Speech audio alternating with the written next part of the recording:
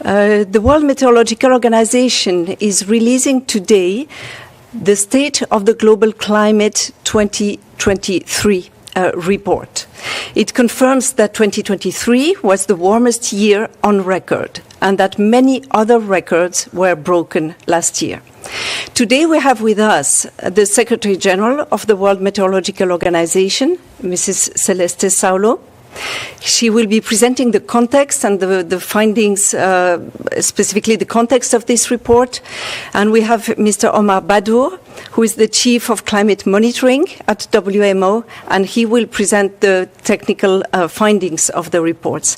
We have also our technical expert, John Kennedy, the coordinator of the report, who is joining online on Zoom. But to begin with, I'm honored to give the floor to UN Secretary General Antonio Guterres to set the stage for this press conference.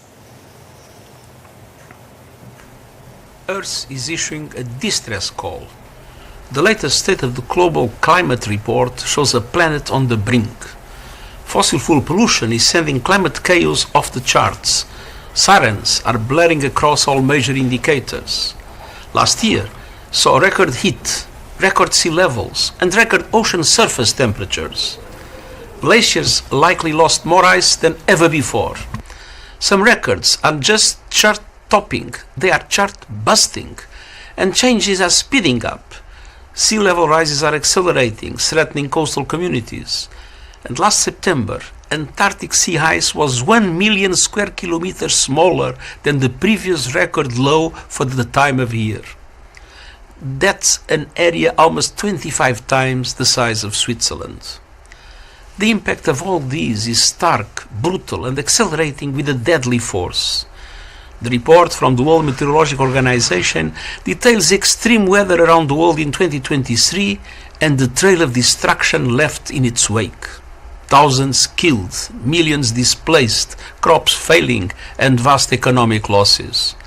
The impact on sustainable development is devastating.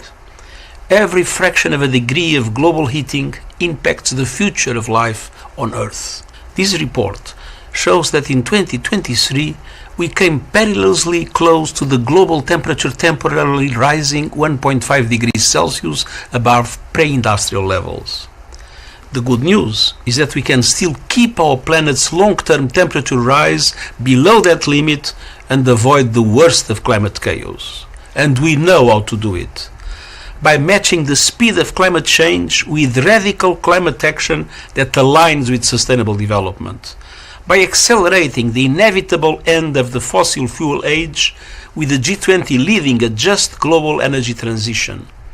By countries producing national climate plans by 2025 that cover the whole economy and align with the 1.5 degree limit. By delivering finance for climate action in developing countries, including to adapt to extreme weather. By protecting every person on Earth with an early warning system by 2027, and by putting meaningful resources in the new Loss and Damage Fund. There's still time to throw out a lifeline to people and planet. But leaders must step up and act now.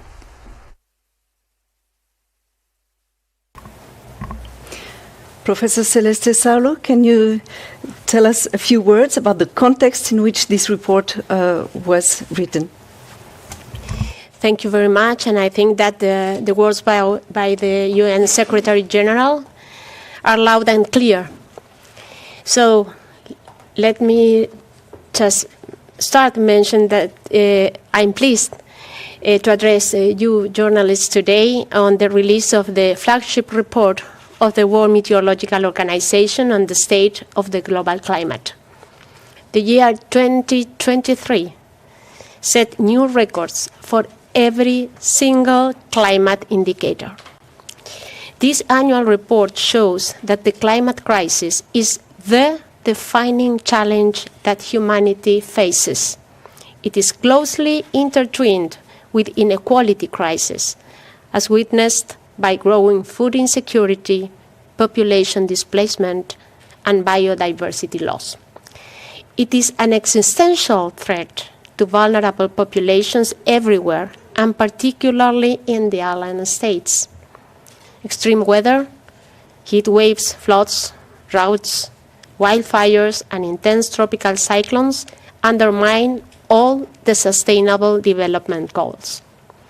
They cause many billions of dollars in economic losses each year. The cost of climate action may seem high, but the cost of climate inaction is much higher. The World Meteorological Organization has issued annual State of the Climate reports for more than 30 years.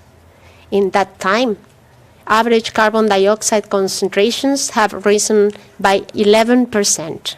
The global temperature has soared and is getting closer to the 1.5 degrees Celsius lower limit of the Paris Agreement. Glaciers loss was the largest on record last year. These are the water towers of the world. They are our fresh water reservoirs. Sea ice depletion in the Antarctica was one of the major climate facts recorded in 2023. The scientific knowledge about climate change has existed for more than 5 decades, and yet we missed an entire generation of opportunity. It is imperative that our actions today are based on the welfare of future generations rather than short-term economic interests. As Secretary General of the World Meteorological Organization, I am now sounding the red alert about the state of the climate. There is, however, a glimmer of hope. Renewable energy generation is surging. In 2023, clean energy capacity additions increased by almost 50% over 2022. Weather and climate services will be vital to power the transition to solar, wind, and hydropower. Early warnings against hazards like tropical cyclones saved countless lives last year. The Early Warnings for All initiative is being rolled out with an initial focus on 30 priority countries. Less than half of all countries have proper early warning services. This means people are on their own and unprotected. We want to change that. Early warnings work, but they must work for everyone. WMO is also joining with partners and multilateral development banks to increase and streamline flows of climate financing for mitigation and adaptation. Funding is on the increase, but needs to be accelerated. The WMO community provides the science to inform climate action. That is why one of our priorities is a new Global Greenhouse Gas Watch initiative. However, climate action is hampered by a lack of capacity. We need to increase support for national meteorological and hydrological services so they can provide information services to meet society's needs. Our services save lives and livelihoods. In closing, I would like to thank the dozens of experts and partners who contributed to this report. They include UN organizations, national meteorological and hydrological services, and regional climate services. Thank you very much. Thank you very much, Mrs. Secretary General. Now I have the pleasure to give the floor to Omar Badour.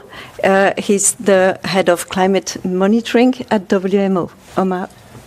Thank you very much. And we can show the slides. First of all, thank you. Let me first give some quick characteristics of this report. This report is the 30th edition of such report since we started producing this in 1993. In this year edition report, we had 77 countries contributing to the report from the National Meteorological and Hydrological Services. We had 50 experts around the world contributing to the report in various aspects of the physical part of this report. And also, we have very good collaboration with United Nations agencies, especially on impacts and socio-economic impacts. Let me now start walking you through the key indicators. We have heard key messages from UN Secretary General and Prof. Saulo. Let me give you some technical details to explain those key messages. Next slide, please. So the key indicator that usually we track is the global temperatures. It drives many other impacts on the Earth system. So this year, 2023, recorded the hottest year on record, with 1.45 degrees centigrade above the pre-industrial level, which were computed using the 1850 to 1900 reference period. The last 9 years, since 2015 to 2023, are the warmest year on record. The decade 2014 to 2023 is the warmest decade on record. This demonstrates the acceleration and the continuing of the warming. Next slide, please. As the global climate warms, the ocean also warms, and also we have the melting of glaciers and ice sheets. All this contribute to the sea level rise. The 2023 recorded the highest sea level rise ever, but most importantly to mention today is the acceleration of sea level rise. If in the earlier decade, since the measurement of sea level, we had about 2.13 millimeter per year, the recent decade recorded 4.17 millimeter per year, so about the double of the sea level rise. This is why we are talking about sea level rate acceleration. Next, please. The next key indicator of the evidence of climate change is the sea ice. As the temperature of the ocean warms and the air, the sea ice on both poles in the North Arctic Ocean as well as the Southern Pole undergo depletion. As you can see on the top figure, the sea ice extent for the Arctic continued to its decline. It was not a record decline this year, but the long-term trend is still down. The Antarctic sea ice is more strongly highlighted here today, as Professor Saulo mentioned. It was a record low extent in the Antarctic for 4 consecutive years. Now we have noticed the depletion of the Antarctic sea ice. Up to 2015, we didn't see that kind of phenomena. But since 2016, we started recording the depletion of the Antarctic sea ice. We don't have yet a full scientific information why this happened suddenly, but the investigation is worth continuing to understand exactly what happened. Next slide, please. Okay, now we are talking about climate change, which is global, but what we feel at regional and national level is extreme event, which are either driven by natural variability and by the effect of climate change. So the most important extreme event that we refer to generally in our report are those related to heat or those related to extreme precipitation, because those which influence the human lives and also the socio-economic impacts. So in the map that you have on the screen shows where we recorded extreme heat during the summer in 2023. Most importantly, that you can see is the northern hemisphere was vastly affected by extreme heat. We remember the summer was very hot in Europe and in many other places, like in North America. That led to excess of mortality. We have some numbers, but we are still gathering statistics. We had forest fires, unprecedented burned forests in Canada recorded in 2023. We had also several other extreme events like Japan, like Australia. Next slide, please. Extreme precipitation. When we talk about extreme precipitation, we talk about associated impact on agriculture, food security, but also flooding, which cause displacement, mortality, etc., etc. This map shows where we had extreme precipitation or extreme deficit of precipitation. So the brown color shows where we had droughts, and green color where we had excess of precipitation. It's noteworthy to say, for example, that most of Southern America, Central America, and also North America experienced a very strong dry episode during 2023. In addition to that, also North Africa experienced a long drought episode. I am from Morocco, and I can explain to you that some of dams have depleted almost to 0% of their capacity, which brought a lot of issues in domestic water and use of that water and so forth. We had also floods in different parts of the world, especially in China and in New Zealand, which had the worst flooding in history. Next, please.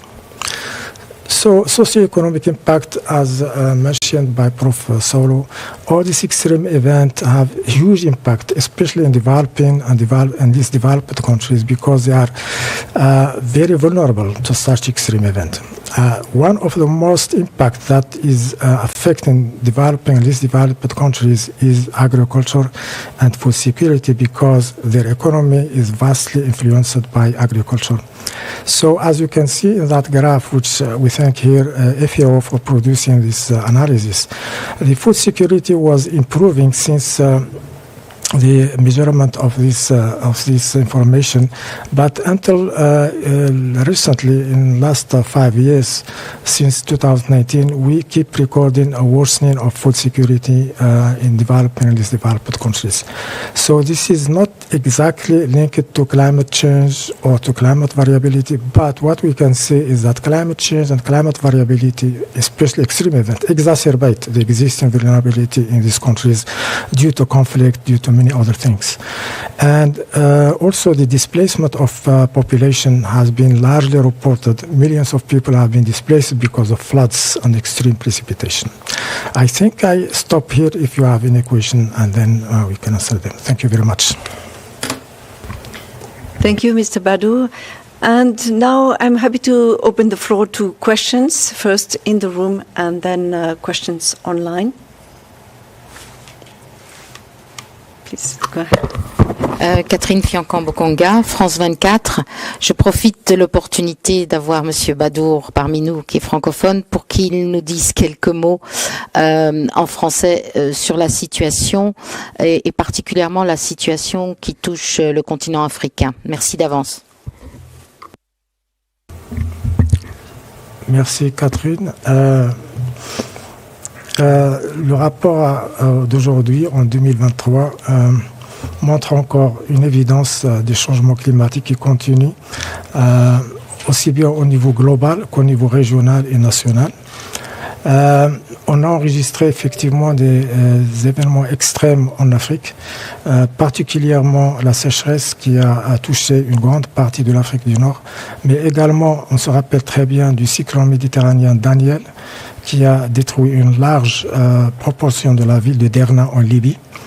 En association avec also El Niño, il y avait aussi des sécheresses notées dans l'Afrique australe. Globalement aussi, puisque les choses sont liées entre elles, lorsqu'il y a un phénomène qui affecte les pays en voie de développement, ça affecte également les pays développés. Nous savons très bien qu'il y a la mobilité des personnes par-ci, par-là, et donc le climat affecte aussi cette dimension, et on sait très bien qu'il y a pas mal de problèmes liés à cette migration. Donc, pour finir, je dirais que l'Afrique, c'est le continent le moins polluants de la planète, mais c'est le plus affecté par les changements climatiques. Comme professeur Saulo vient de le dire tout à l'heure, et il est très important de mettre en œuvre un système d'alerte précoce pour que ces pays-là puissent se prémunir des moyens nécessaires pour faire face à ces extrêmes climatiques. Merci beaucoup. Oui, s'il vous plaît. Thank you. I'm Antonio Broto from Spanish News Agency, EFE. I would like to ask if you think there is a change of the assessment that WMO said last year, saying that 2024 will probably be even hotter than last year, given that, for example, El Niño is going to end in the middle of this year, and there is been very low temperatures in winter in Northern Hemisphere. So do you still think this year is going to be even worse than last one? Thank you. Omar? Oh, Secretary General, please go ahead. No, maybe just a comment with respect to El Niño, as you mentioned quite well. El Niño is weakening, but still we have El Niño on board. So the records up to now and the upcoming 3 months, we expect temperatures above normal, covering most of the parts of the world. But we cannot be completely certain about what will happen at the end of 2024. You know, it's too premature, but I would love to hear our expert, Omar. Thank you, Professor Saulo. In fact, there is always uncertainties about predicting what will happen in the upcoming year. Traditionally, if you look back in the statistics, the following year of El Niño is the warmest year. So this year we had very warm 2023, which precedes what could be the record year.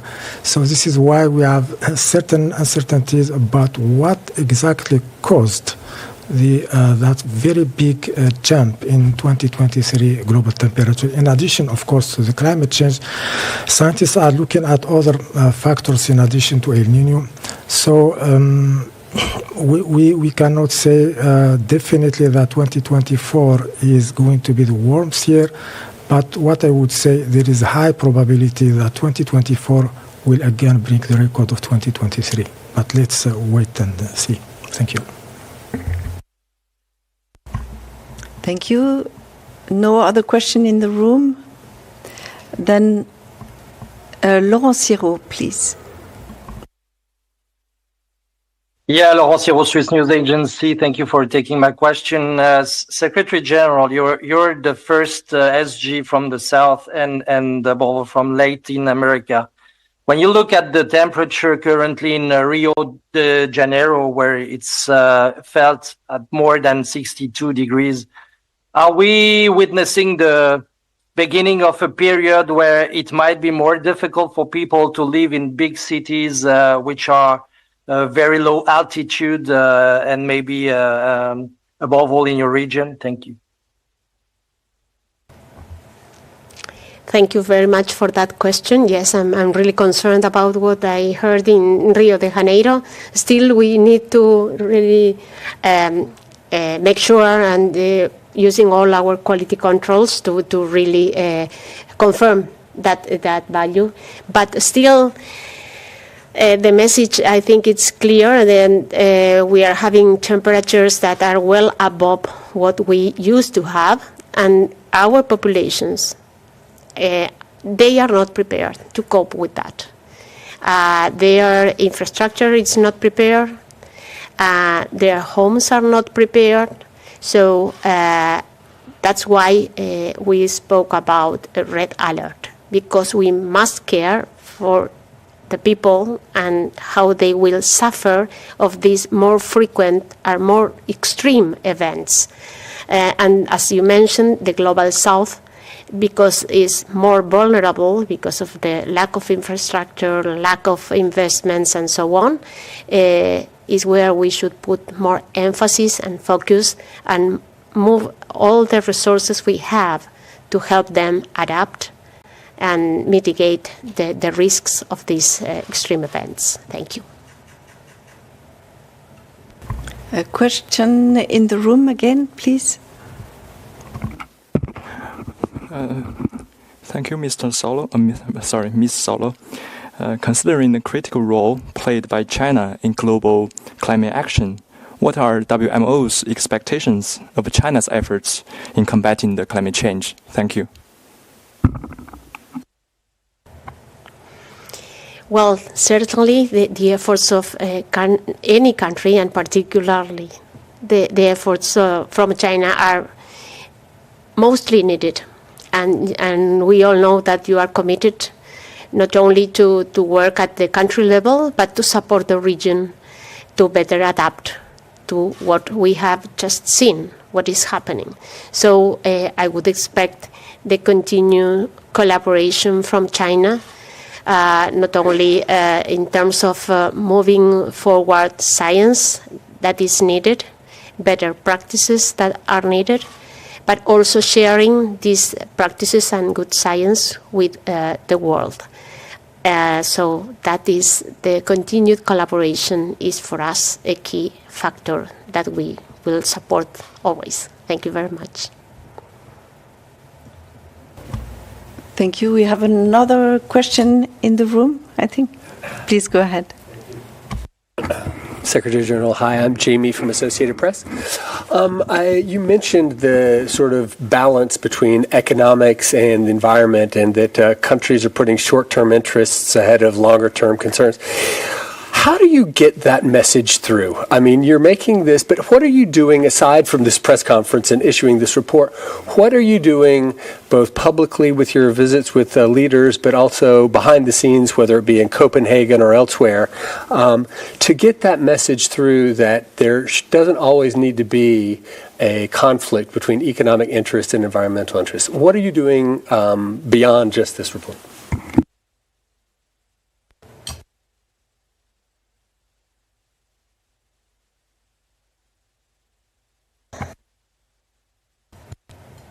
Difficult question, yes, because we actually are doing, and this is an action, but of course it's not enough.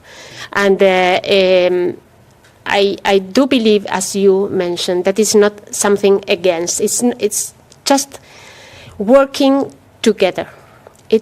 I cannot imagine any solution that comes from a single partner, none from UN, none from any country, individual country, not from economic sector, any economic sector, but raising the awareness that we should tackle this all together. Otherwise, we are all lost. So, for me, it's just, I would like to highlight that countries are engaged, but there are still things that are maybe little there, but we need to cope all together for the benefit of the humanity as a whole. Please go ahead. Thank you very much. It's Christiana with the German press agency. My question goes to Mr. Badur. You just mentioned, answering a question of my colleague, that 2024 might well exceed the record that we saw in 2023. Can you elaborate a little bit on that? So partly it's El Nino, but do you already now see other signs that are pointing to that scenario? Thank you. Thank you for the question. If the margin by which 2023 broke the record was smaller than what we have seen, I would definitely predict 2024 to break the record. So usually when El Nino start in spring of the year and follow in the next year with a peak in January and then decaying towards May, June. This is what makes the following year warmer than the previous year. But this year, as I said earlier, there are some factors that scientists are looking at to explain the large margin by which this year broke the record. Is it only El Nino or some other factors? So if next year those factors do not exist anymore. Maybe 2024 will tie the record with 2023, or we are not sure exactly what would happen. But looking at what I have seen in the literature, the other factors might not seem to be really making big influence on what recorded in 2023. This is what I said. I still have more high probability for 2024 to break the record. We also already recorded January was the warmest January on record, so the records are still being broken. So this is, as you say, as you asked, what are the signs? So we have already signs of going through a very warm year in 2024. Not easy to say whether it will be the record, but at least it will be the among the two warmest year on record. Thank you. Yes, please go ahead. Emma Farge from Reuters. I was wondering if you could say a little bit more about ocean heat, since you singled that out as a factor of particular concern. This is less understood than temperatures. Why is this worrying? And can you talk about the impacts you're seeing? And will this also continue? Thanks a lot.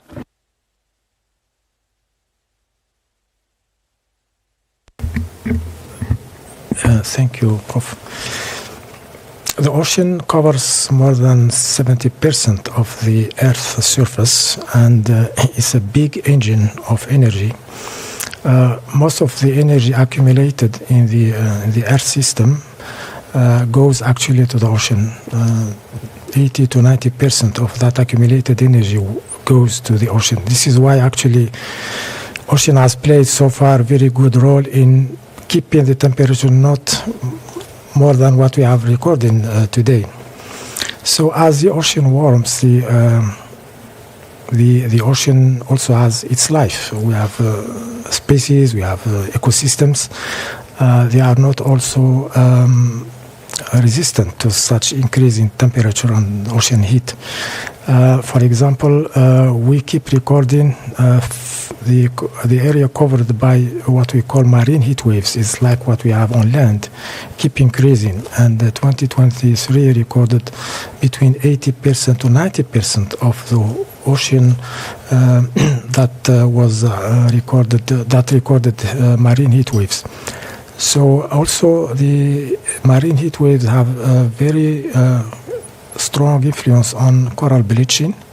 And those are ecosystems that are very important for fisheries and for marine lives.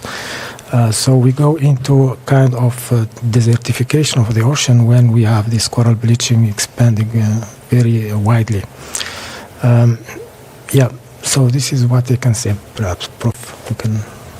If I may add to what our colleague has already mentioned, for me it's also important to highlight that it is the time scale of the oceans is, of course, not as fast as the atmosphere. The response is not as fast. So once a change is established, I would say that it's almost irreversible in time scales that go from centennial to millennial time scales. So the trend is really very worrying, and that is because of the characteristics of water, that they keep the heat content for more time than the atmosphere. And so that's why we are paying more and more attention to what is happening to the oceans. You have a follow-up question? Yes, Quickly. if I may. Professor, I'd like to ask you about finding solutions. You say that as it is a global problem, it should be tackled globally. So do you have solutions, and what kind of amount would be needed in order to help certain regions to find quicker solutions? As Mr. Badour said, that you have Africa that is impacted when it doesn't have a lot of emission of pollution. So what kind of plan exists, and what kind of level of financing do you need, and the time frame, if possible? I will do my best to provide you all of that information. But Let's start from something that I would say is the simplest one. Has to do with the energy, how we consume and how we generate energy. So as I mentioned, we have the good news that we are moving fast towards renewables. That is a solution. And that is particularly a solution for Africa, because the potential of Africa for solar and for hydropower is huge, but is completely unrealized. Only 1% of the investments on energy go to Africa. So why don't we put the money to change the energy production in Africa so that we can accelerate the change towards transition to green energy, not only for Africa, but for the benefit of the whole world? So for me, there we have a solution. Investing in energy transition in Africa could benefit not only Africa, but the whole world. And that's why I think of global solutions. It's not about thinking what will happen on top of my head, but it's about what can I do for the benefit of the global community. Energy for me is a key aspect where we could put a lot of emphasis and get very good results in a really short time frame. Thank you very much. Yes, please. Christophe, I think we only say the first name for Agence France Presse. I had a question on the whole sense of reading the report, listening to you, and I heard the Secretary General saying, we can still do something, but there is a real sense of despair, and the things you just said about the ocean, for example, where it's going to take hundreds of years, maybe thousands, to come back to something that was. Is there really, how much hope is there, and what can, as individual people, I realize that it's companies, countries that can do the most, and that what we do as a person is probably not that much, but is there something we can do just to have the sense that we participate? Thank you. Definitely. The worst thing would be to do nothing, because that will worsen the situation. So that we cannot allow that. That's why we can argue whether 1.5, 1 point, whatever. If we do nothing, things will become worse, and that will be our responsibility.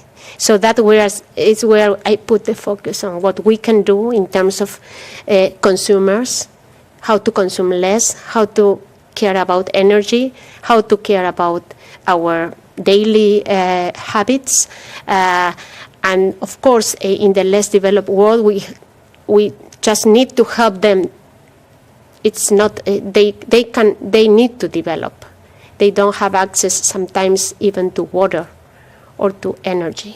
So it's a different level of commitment in terms of what we can expect from a developed country and the developing world and less developed world. But I'm certain that we all have a role to play here. And the only result of doing nothing will be being worse. And that is not possible. Thank you. We have two people having questions online. Lisa, please.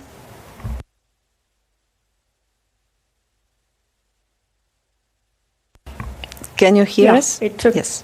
Yes. I guess they didn't want you to hear me. It took a while to unmute me. Now that I've got my voice, I may be non-stoppable. I'm not sure. Anyway, good afternoon. Secretary General, I have a couple of questions. They're sort of variations on questions that my colleagues have already asked, but I'd like to ask them anyway. The first one is have we reached a tipping point on climate change? Is climate change irreversible? If not, what actions must be taken in order to slow down or stop this process from happening?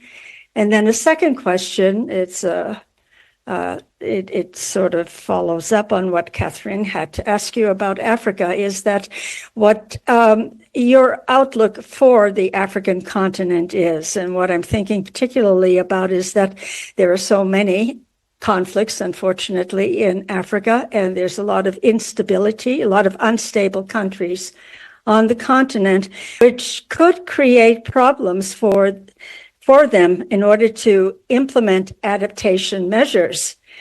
So what can be done to kind of prevent the worst impacts of climate change from happening on the continent? I know you just mentioned, green energy and so forth would be a great thing for them to do, and they do have the sun.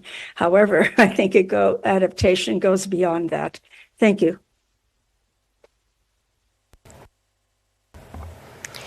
Thank you very much. Okay, about tipping points, we do have many reports from our experts, IPCC and several papers speaking about the tipping points.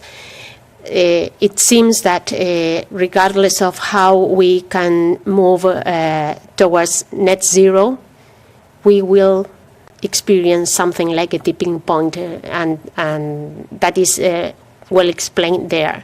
But what I would say is that there is no choice but go to net zero. That's it, and then we will see what climate brings. It's not about, speculating what the climate will do. It's about us. Again, it's not speculating about the impact of the tipping point. We have to go to net zero. And in terms of Africa, you mentioned something that is quite interesting, and it's also in a way covered in our report.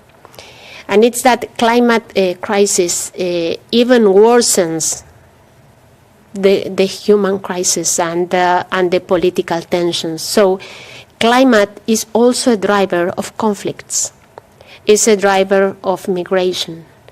So again, it's a extremely complex problem, and of course energy is not enough. You are completely certain about that.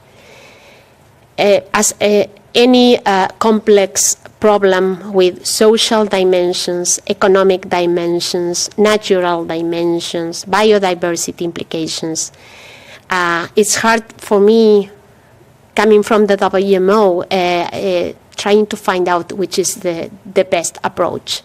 What I would say is that energy is not enough. You're completely certain about this, but not helping them to adapt as much as they can under the situation they have to live will drive even more conflicts. And that is already proved, that climate is a driver of conflicts and is a driver for migrations, and these migrations sometimes are completely out of our control, and we cannot help that people that is moving because they are desperate, because they cannot provide food to their families. So we have to help them adapt, and the only way that the WMO can assist very effectively in this way is through the early warnings on the one hand, and providing better climate services to really understand how to adapt to different situations and how you can adapt your productivity, your habits, your agriculture or your fisheries to a new scenario. Thank you. And the last question online from Maya Plants. Yes, thank you very much for taking my question. I'm Maya Plants from the UN Brief. Secretary General, what a pleasure to see you. My question is related to the financial institutions. How is WMO working with financial institutions on mitigation and adaptation with development banks? How is WMO collaborating, advising international financial mechanisms in order for them to incorporate your findings in their policies? Thank you very much, Maya, for that question. In fact, I had a meeting at the beginning of this year. One of my first official missions was to UN headquarters and also to meet the World Bank and IDB also, because I think that we have to work hand by hand with all the development banks, because we need to have mechanisms in place that are faster and go straight into the needs of the countries. Nowadays, we are discussing, and the Summit of the Future will concentrate also in discussing this financial architecture. I think that there are many things to improve there. I will not go into those details because they are out of the realm of the WMO. But what is important for us is that this resource mobilization is fast, effective, and the accountability and transparency is respected, of course. So we are working straight with all the development agencies, including the Adaptation Fund, the Green Climate Fund, to really implement, for example, early warnings for all at the country level. But something that it's very relevant in your question is this should also be accompanied by an engagement of each country. WMO cannot mobilize resources if the country is not engaged in asking for that support from the development agencies. We need the countries engaged in prioritizing the development of climate services, of early warning systems, and then we can support them in accessing to that finance. Thank you very much. As there are no more questions, just to tell you that the remarks of Professor Saulo that were done at the beginning of this press conference will be available on the Trello board, together with the slides as well. So if you want to refer to it, we will bring them to the Trello board. Also, please note that this week we will celebrate the World Meteorological Day. It will be celebrated on Thursday, the 21st. There will be a ceremony in WMO. The actual day is on the 23rd. Which is next Saturday. And at this occasion, we will launch a joint campaign, a climate action campaign, together with UNDP. And you probably got some information about it this morning. So a dedicated press release will also be sent out tomorrow about World Med Day and this campaign. So thank you very much, everyone, for being here, and have a good end of day. Et bon après-midi, bonne fin d'après-midi à tous. Goodbye.